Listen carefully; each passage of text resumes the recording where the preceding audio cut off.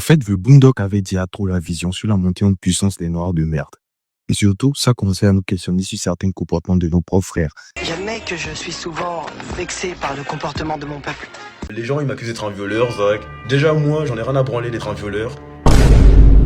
Sachez même que, moi si j'avais violé une meuf, sachez même que je m'en voudrais même pas, ok?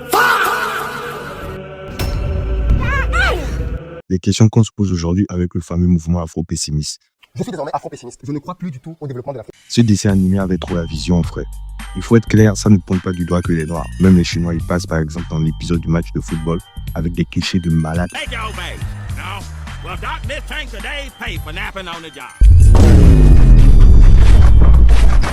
Non mais c'est violent, MTA. On croit que c'est trop un fou. Le gars a combien de jobs sérieux? Pasteur, exorciste, mordier, chanteur. Le frérot a plus de boulot que Martin. Mais plus sérieusement, comment quelqu'un peut autant détester sa propre race?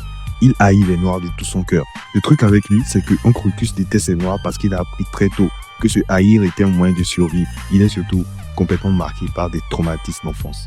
Et quand tu vois son enfance, I had two younger brothers, my brother Daryl and my other brother Darrell. But Mister always seemed to single me out the way.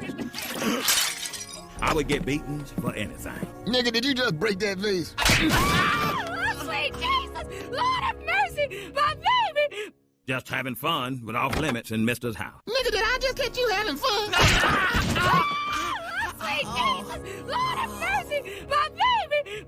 Every day, he reminded me of what a failure I was going to be. Miss, I want to be a doctor when I grow up. Nigga, did I just catch you wanting to be shit?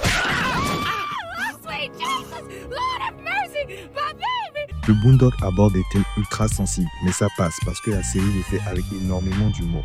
Dire qu'elle est raciste, c'est carrément passer à côté du sens de la série. C'est comme dire que GTA est anti-USA, alors que c'est juste une satire. Les persos sont ultra clichés à mort et c'est totalement assumé. Prends Monsieur Dubois, avocat chic, Marianne Blanche, il veut zéro embrouille dans sa vie. Il est souvent maladroit et subit plus qu'autre chose. Et en plus, ce mec est tellement traumatisé, rien qu'à l'idée de passer une journée en prison. Gangstalicious, ou je sais pas comment son nom se prononce. Un mec qui se prend pour un gangster alors qu'en vrai c'est une poule mouillée. Incapable de manier un gun, il n'aime même pas une blague mais une critique de la société. Et le fameux Thugnificient, ou bien, je sais pas comment son nom se prononce aussi, rappeur has-been qui galère à s'adapter à l'évolution. Kim Kardashian et R. Kelly, tout le monde y passe. Et ce qui est malin, c'est que The Boondock ne juge presque jamais, elle expose. En Big 2005, ça parlait déjà d'IA, avec l'épisode où le grand-père découvre l'IA de son smartphone qui tombe amoureuse de lui. Et c'est un peu comme ça maintenant, les gens sont carrément amoureux de ChatGPT. Parce que c'est soi-disant compréhensible, MDR si seulement vous savez. Avant de continuer, abonne-toi, lâche un pouce bleu, sinon j'avoue à tout le monde que t'aimes les fanboys. Le truc le plus marquant de The Boondock, c'est clairement les moments nigga en vrai. Deux blacks qui se bousculent dans la rue. Et au lieu de se calmer, ils se tirent dessus. L'ironie est que personne n'atteint l'autre. Ils sont même plus nuls que des Stormtroopers. Et là, les flics viennent les descendre. Alors que du point de vue du blanc, ils cherchent pas la bagarre et ignorent le noir. Là, on peut se dire, tiens, les blacks sont problématiques et les blancs sont shit. MDA, même pas. Cette scène est juste là pour montrer que certains conflits ne valent pas la peine. Et les deux blacks, c'est après avoir terminé leur chargeur qu'ils s'en rendent compte. Et là, trop tard, les flics les abattent direct. Dans cet épisode, le Boondock ne dit pas que les noirs sont violents. Ça dit simplement que certains conflits inutiles combinés à un système brutal peuvent être mortels et que parfois ignorer vaut mieux que répondre. C'est même préventif mais avec de l'humour exagéré.